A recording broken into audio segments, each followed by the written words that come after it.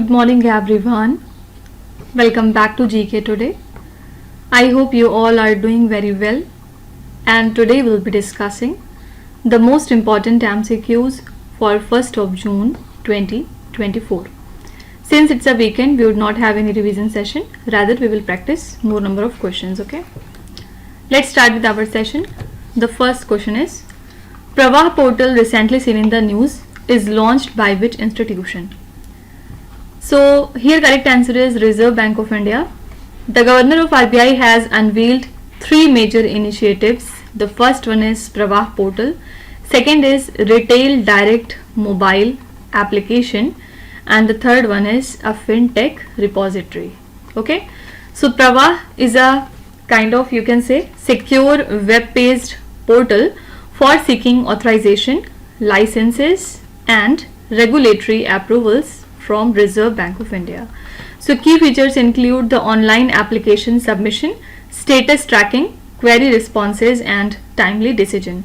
So it would enhance the efficiency of regulatory processes with 60 application forms available, including a general purpose form for various requests. Okay, so Pravah portal has been launched by Reserve Bank of India. Next is, recently who has been appointed as the chairperson of the Committee A at 77th World Health Assembly? This is Apurva Chandra, that is B option.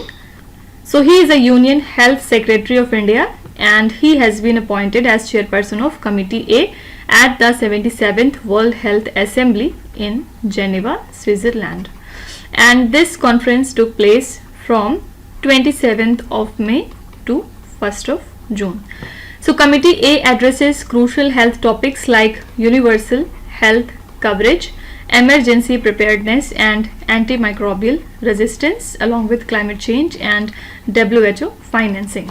So here he highlighted India's COVID-19 management and commitment to the global health, which reflects the one world, one family philosophy and promoting the health related sustainable development goals. Okay, so who has been appointed as the chairperson of Committee A at 77th World Health Assembly? This is Apurva Chandra.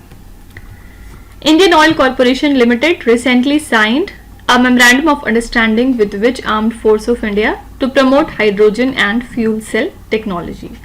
This is A option, Indian Army. Indian Army and Indian Oil Corporation Limited signed a memorandum of understanding to incorporate the green and sustainable transport solutions.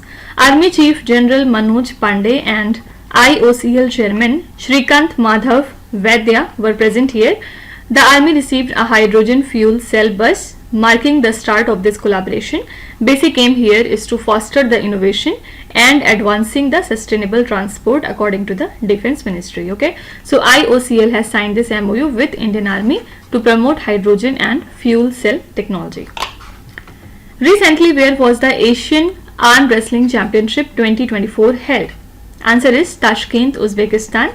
Indian arm wrestlers won 7 medals at the Asian Arm Wrestling Championship that recently took place in Tashkent in the country Uzbekistan. Here the division is like 1 gold and 6 bronze medals. So Shrimat Jha has secured India's only gold in the left hand para category and a bronze in the right hand para category. Lakshman Singh Bhandari and Sachin Goyal won 2 and 1 bronze medals respectively. E.B. Lawlin won 2 bronze medals in the women's categories. Preeti Jhanjiani, who is a PAFI president, praised the team's success. Okay, so what was the venue for Asian Arm Wrestling Championships 2024? Answer is Tashkent, Uzbekistan. Recently, which Indian peacekeeper received the United Nations Military Gender Advocate of the Year Award for 2023? This is Radhika Sen, that is B option. Major Radhika Sen, who is an Indian peacekeeper in the Democratic Republic of the Congo, received the United Nations Military Gender Advocate of the Year Award for 2023, and she led the engagement platoon here, where they established community alert networks and she conducted mixed gender patrols.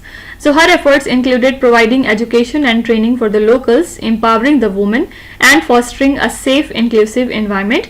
Her service ran from March 2023 up to April 2024, and this award was established in the year 2016, where the award honors the peacekeepers who are integrating gender perspectives.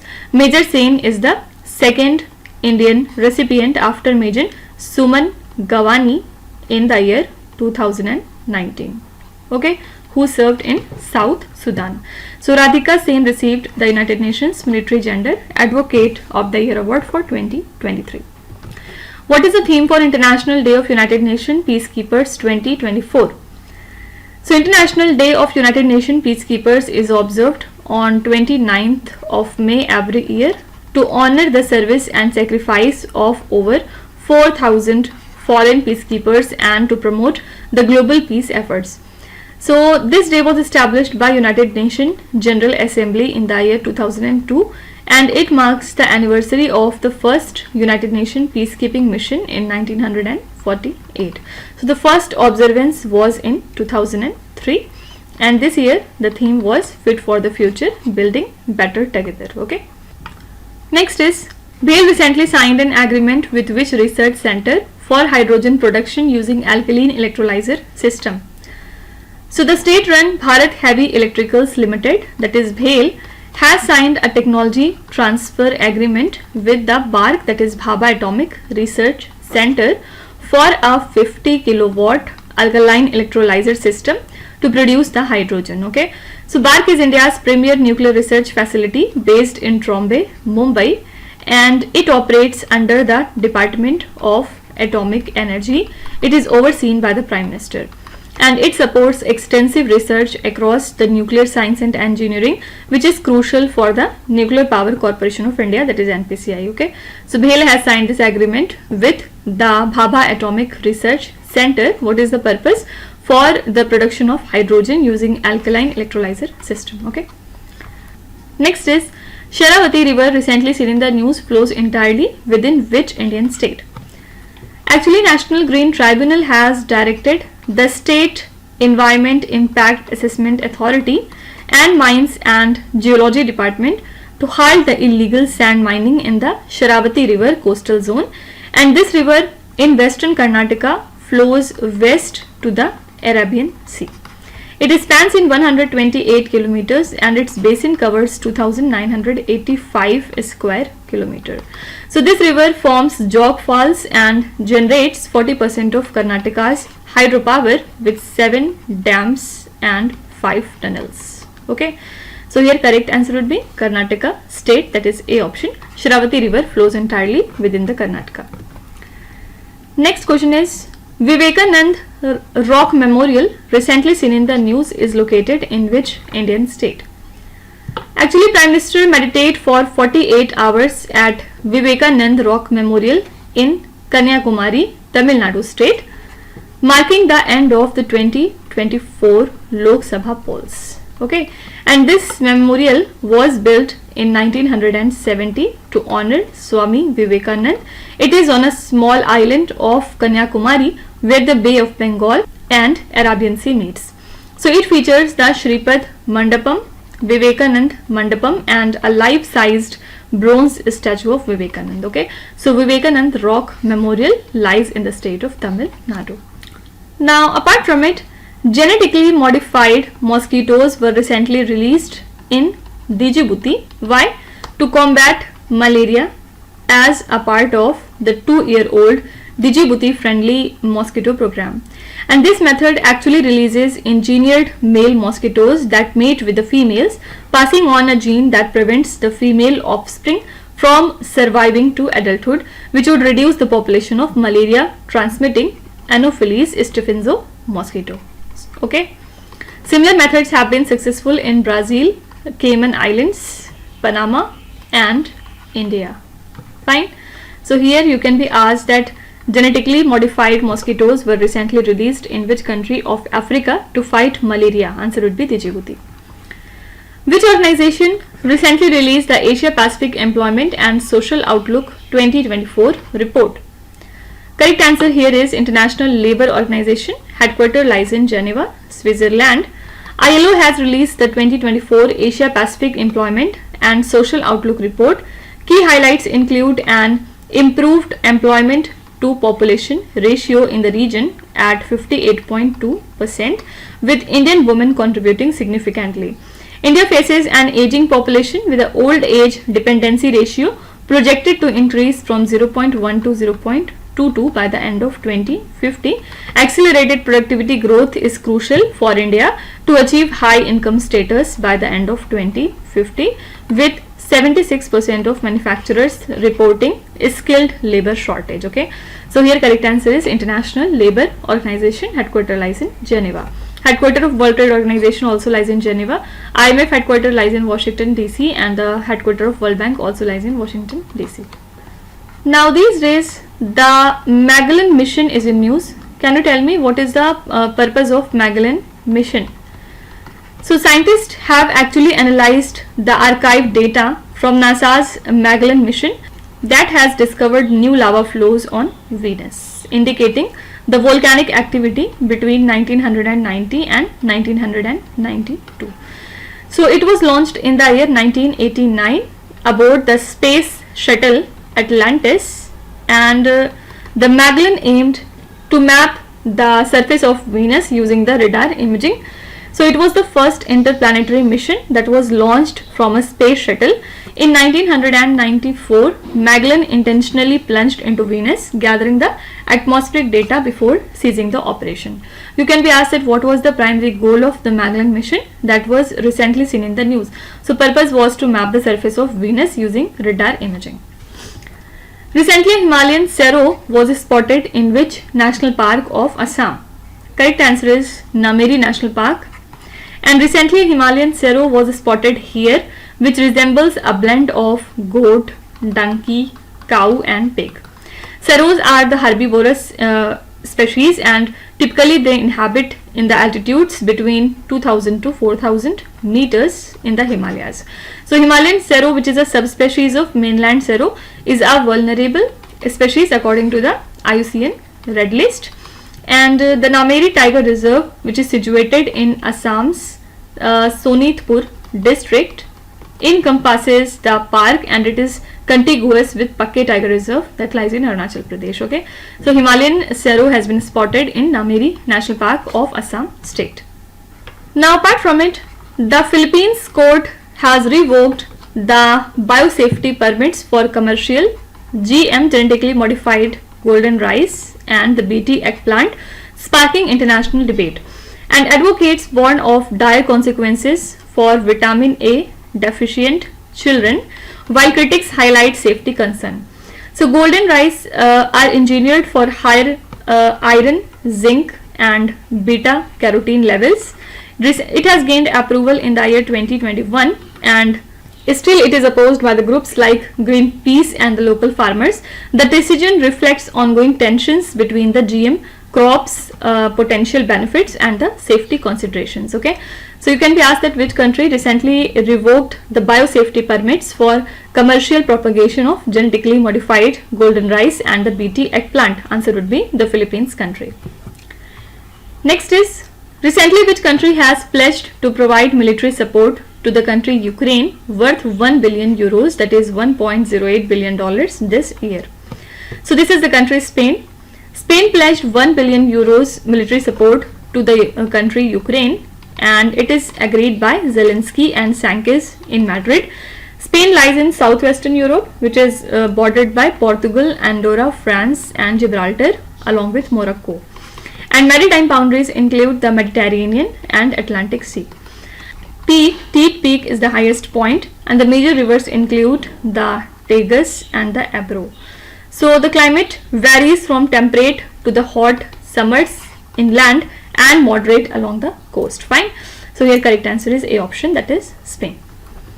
How much assistance has the government of India granted to Papua New Guinea country for the recent flood and the landslide disaster? So India provided $1 million in immediate aid to Papua New Guinea country after a flood and landslide disaster claimed 2,000 lives. So prior resistance was extended in the year 2018 after an earthquake, and in 2019 and 2023 following the volcanic eruptions. So diplomatic relations between India and Papua New Guinea began in 1975. PNG appointed its first defense advisor to India, which enhances the defense cooperation, and PNG has supported India's positions in international forums like the United Nations and Commonwealth, right? So Government of India has approved $1 million grant to Papua New Guinea country for the recent flood and landslide disaster. Next is, recently National Archives of India successfully completed a first of its kind project to archive historical documents of the Indian diaspora in which country? So Indian Embassy in Muscat and the National Archives of India completed a groundbreaking project archiving the historical documents of the Indian diaspora in the country Oman, and this project digitized over 7,000 documents from 32 prominent Indian families in Gujarat, and it spans from 1838 to the early 20th century. The collection includes the diaries, letters and the photographs, which are now accessible on the Abhilekh Patal portal of the National Archives of India. Okay, so correct answer here is C option, that is Oman. Now apart from it, the Madhya Pradesh State Tiger Strike Force seized an iguana and an emperor scorpion in the Devas district, by which they have enforced rule number 49 of the Wildlife Protection Act of 1972 for the first time. So section 49M mandates the registration of possession, transfer and reporting of the birth, death of scheduled animals. So both species are in Appendix 2 of Wildlife Protection Act 1972 and sites. Okay, so it needs some specific permits. Animals are housed at Kamala Nehru Zoological Museum, and the new rules require online registration of sites listed animals by August 31, 2024. Okay, so you can be asked that which state's State Tiger Strike Force recently seized an iguana and an emperor scorpion during a raid. Answer would be Madhya Pradesh state. Last question is, recently which city of UAE has introduced a gaming visa for global industry leadership? This is the city of Dubai. Dubai has launched the Dubai Gaming Visa under the Dubai Program for Gaming 2033 to position itself as a global gaming leader. And this long-term residency initiative attracts the gamers, content creators and the industry professionals worldwide. DPG 2033 aims to transform Dubai into a gaming hub, creating 30,000 new jobs and contributing $1 billion to the GDP by the end of 2033. Okay, so Dubai city of UAE has introduced a gaming visa for the global industry leadership. So these are the most important current affairs and the news from today. I hope you have liked the session. And now let's start with today's quiz. Here on the slide you can see 5 questions which have been taken from the past 2-3 days current affairs. Pause the video and try to solve each of these questions, and at the end of the lecture do not forget to share your scores in the comment section. So please be honest and do not cheat with yourself. So that's it for today. I hope you have liked the session. These were the important news and events from today, and we will meet again tomorrow with some more important current affairs. Till then, stay tuned. Thank you so much for watching, and please do not forget to subscribe to GK Today. With this, me Hadsana signing off.